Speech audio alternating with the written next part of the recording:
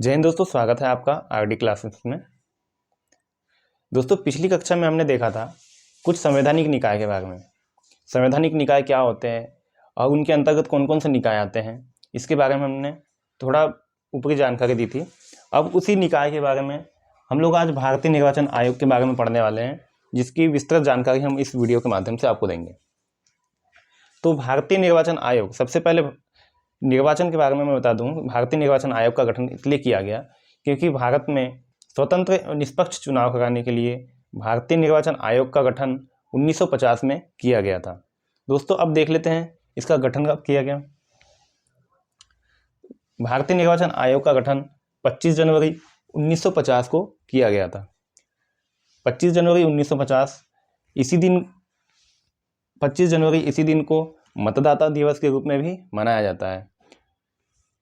अब देख लेते हैं यह कैसा निकाय है। तो दोस्तों, यह एक संवैधानिक निकाय है। संवैधानिक निकाय इसलिए क्योंकि पिछली कक्षा में हमने बात की थी संवैधानिक निकाय क्या होते हैं। संवैधानिक निकाय वह निकाय होते हैं जिसका किसी विशेष अनुच्छेद में व्याख्या किया गया हो। तो दोस्तों, जो भारतीय निर्वाचन आयोग है इसकी व्याख्या संविधान के अनुच्छेद 324 में किया गया है, इसलिए यह एक संवैधानिक निकाय है। अब देख लेते हैं इसका मुख्यालय कहाँ स्थित है। इसका मुख्यालय निर्वाचन सदन नई दिल्ली में स्थित है। जो भारतीय निर्वाचन आयोग का जो मुख्यालय है वह नई दिल्ली में, निर्वाचन सदन है वहाँ पर नई दिल्ली में स्थित है। दोस्तों, अब देख लेते हैं कि इसका मातृ विभाग क्या है। मातृ विभाग का मतलब होता है कि यह जो आयोग है वह किसके लिए कार्य करता है। तो यह जो आयोग है वह मुख्यतः भारत सरकार के लिए कार्य करता है। भारत सरकार के लिए इसलिए क्योंकि यह इसका नाम से ही सिद्ध होता है कि यह भारत सरकार का आयोग है, तो यह भारत सरकार के लिए ही कार्य करेगा। जैसे किसी राज्य के लिए निर्वाचन करवाना हो तो उसके लिए राज्य निर्वाचन आयोग का गठन किया जाता है। यह भारत निर्वाचन आयोग है, इसलिए यह केवल भारत सरकार के लिए कार्य करेगा। इसके अंतर्गत यह केवल विधायक चुनाव, लोकसभा चुनाव, राज्यसभा चुनाव एवं राष्ट्रपति चुनाव के लिए ही कार्य करता है, जो कि भारत सरकार के अंतर्गत आते हैं। दोस्तों, अब देख लेते हैं इसकी संरचना के बारे में। इसकी संरचना 3 सदस्यीय होती है। मतलब इसके जो आयोग होता है, इस आयोग में जो मुख्य निर्वाचन आयुक्त के अलावा 2 अन्य आयुक्त भी होते हैं। इस प्रकार से यह 3 सदस्यीय निकाय है। अब देख लेते हैं इसकी नियुक्ति कौन करता है।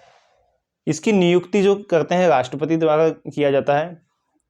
जब तक के राष्ट्रपति चाहेंगे इनको पद पे रख सकते हैं या निष्कासित कर सकते हैं, लेकिन इसके निष्कासन के लिए भी एक प्रक्रिया होती है। उस प्रक्रिया में ही इनको निष्कासित किया जा सकता है। उसके अलावा इसको निष्कासित नहीं किया जा सकता। जो इसके चुनाव आयुक्त होते हैं उनको निष्कासित राष्ट्रपति ही कर सकते हैं। तो देखते हैं इनका कार्यकाल कितना होता है। इनका जो कार्यकाल होता है इसमें अब 2 कैटेगरी होती है। हमने सबसे पहले बताया था कि इनके जो सदस्य होते हैं 3 सदस्य होते हैं, एक मुख्य निर्वाचन आयुक्त और 2 अन्य निर्वाचन आयुक्त। तो जो मुख्य निर्वाचन आयुक्त होता है उनका कार्यकाल होता है 6 वर्ष या 65 वर्ष, जो भी पहले हो। या तो जो निर्वाचन आयुक्त नियुक्त होते हैं या तो वो 6 वर्ष पूर्ण करने पर अपने पद छोड़ सकते हैं, या यदि उनकी उम्र जो है 65 वर्ष हो जाती है तो वो पद से अपने आप ही निष्कासित किए जा सकते हैं। अब उसी प्रकार अन्य 2 जो निर्वाचन आयुक्त होते हैं उनकी पदावधि होती है 6 वर्ष या 62 वर्ष। इसमें 3 वर्ष अन्य निर्वाचन आयुक्त को कम होते हैं। जो मुख्य निर्वाचन आयुक्त होता है उसको 6 वर्ष या 65 वर्ष तक के कार्य पर रह सकता है, लेकिन जो अन्य निर्वाचन आयुक्त होते हैं वो 6 वर्ष या 62 वर्ष तक के अपने कार्य पर नियुक्त होते हैं। दोस्तों, अब देख लेते हैं कि इनके वेतन भत्ते जो भी निर्वाचन आयुक्त इसमें कार्य करते हैं उनको कितना वेतन मिलता है, कितना भत्ता मिलता है। तो भारत के जो मुख्य न्यायाधीश होते हैं, उच्चतम न्यायालय के जो मुख्य न्यायाधीश होते हैं, उनको जितना वेतन भत्ता मिलता है उसी प्रकार से भारतीय निर्वाचन आयोग के आयुक्त को भी उतना ही भत्ता या पेंशन मिलता है। अब इन्हें देख लेते हैं कि पद से निष्कासित कौन करता है। इन्हें जो पद से निष्कासित करने का कार्य होता है, संसद द्वारा जिस प्रकार से राष्ट्रपति को पद से हटाने के लिए महाभियोग की प्रक्रिया होती है, उसी प्रकार संसद द्वारा इन्हें भी हटाने के लिए महाभियोग की प्रक्रिया अपनाई जाती है। दोस्तों अब देख लेते हैं कि भारत के प्रथम निर्वाचन आयुक्त कौन थे, जो कि मोस्ट इम्पॉर्टेंट है। किसी भी एग्जाम में ऐसे क्वेश्चन सबसे ज़्यादा आते हैं कि प्रथम कौन है, अभी वर्तमान में कौन है, पहली महिला कौन है। तो हम देख लेते हैं कि प्रथम जो निर्वाचन आयुक्त थे हमारे सुकुमार सेन जी थे। और वर्तमान में जो कौन है, वर्तमान में सुशील चंद्रा है। सुशील चंद्रा जो कि 24वें नंबर के वर्तमान आयुक्त नियुक्त किए गए हैं। अब देख लेते हैं इसी में पहली महिला आयुक्त कौन है। पहली महिला चुनाव आयुक्त जो है वो वीएस रमादेवी है। सबसे ज़्यादा इम्पॉर्टेंट यही क्वेश्चन बनता है किसी भी एग्जाम के लिए कि प्रथम मुख्य निर्वाचन आयुक्त कौन है, प्रथम महिला निर्वाचन आयुक्त कौन है। तो इसमें आपका आंसर आना चाहिए वीएस रमादेवी। अब देख लेते हैं किसी भी आयोग के जो होते हैं मुख्य कार्य होते हैं। तो जो मुख्य कार्य है निर्वाचन आयुक्त का वो हम देख लेते हैं। निर्वाचन आयुक्त का मुख्य कार्य होता है चुनाव क्षेत्र की सीमा का निर्धारण करना। दोस्तों किसी भी क्षेत्र में चुनाव करवाने के लिए या किसी भी राज्य में या किसी भी केंद्र सरकार के अंतर्गत कोई भी चुनाव करवाने के लिए सबसे पहले देखा जाता है कि कौन सी संसदीय क्षेत्र में आता है, कौन सी संसदीय क्षेत्र में आता है। इस प्रकार से इसका सीमांकन किया जाता है या निर्धारण किया जाता है कि इस संसदीय क्षेत्र का जो सांसद है यहीं तक के इसका चुनाव क्षेत्र होगा, इसके आगे दूसरे सांसद के लिए चुनाव क्षेत्र होगा। इस प्रकार यह चुनाव क्षेत्र का सीमांकन करता है। दूसरा देखते हैं राजनीतिक दलों को मान्यता प्राप्त करना। आजकल कई सारे राजनीतिक दल हैं जो हमारे देश में या कोई केंद्र के अंतर्गत या राज्य के अंतर्गत कई सारे चुनाव लड़े जाते हैं। उसमें विभिन्न प्रकार के राजनीतिक जो दल हैं उनको मान्यता देना भी निर्वाचन आयोग का कार्य है। अब देख लेते हैं तीसरा कार्य जो इसका है। तीसरा है मतदाता सूची का निर्माण करना।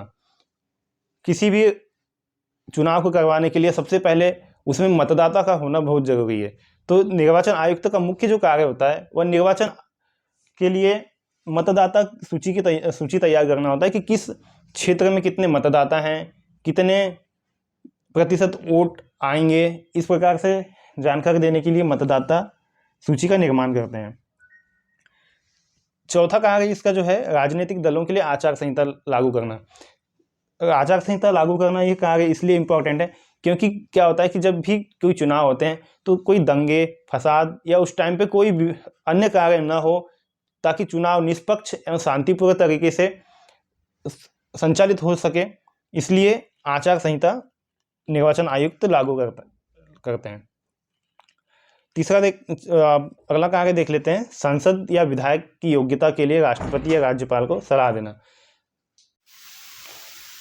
अब देख लेते हैं जो अन्य कार्य है सांसद या विधायक की योग्यता के लिए राष्ट्रपति या राज्यपाल को सलाह देना। तो दोस्तों सबसे पहले हमने देखेंगे कि किसी भी जो राज्य में या केंद्र में जो चुनाव लड़ते हैं उनकी योग्यता क्या है, यह चुनाव लड़ने के लिए योग्य है कि नहीं, यहाँ जो प्रत्याशी है उस पर किसी प्रकार का आरोप या उसके ऊपर दंडनीय कार्रवाई तो नहीं हुई है, वो ये सब देखने का कार्य निर्वाचन आयोग का होता है। अब अन्य कार्य देख लेते हैं उपचुनाव का करवाना। जैसे किसी क्षेत्र में किसी विधायक ने या किसी सांसद ने रिजाइन किया हो तो उसके लिए उपचुनाव जो किया जाता है उसका भी कार्य निर्वाचन आयुक्त करता है।